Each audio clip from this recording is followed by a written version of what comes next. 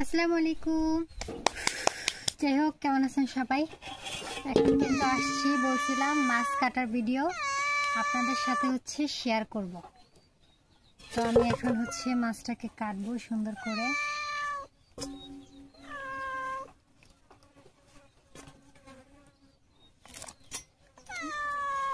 দেখতে থাকেন মাছটা কিভাবে আমি কাটি।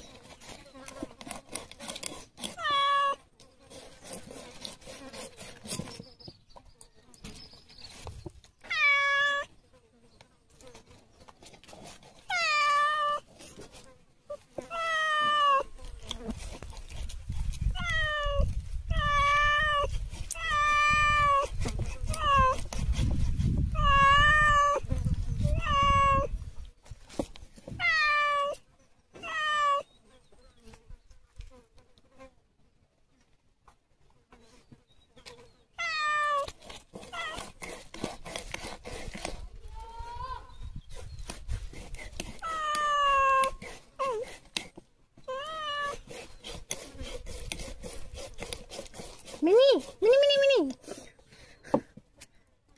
না না, এই যে এগুলো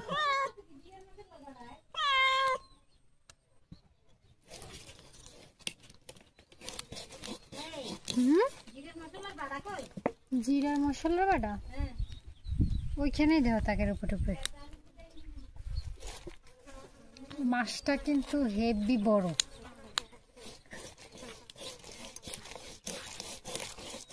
গাইস, আপনারা বলবেন এটা কত কেজি ওজনের মাছ হইতে পারে?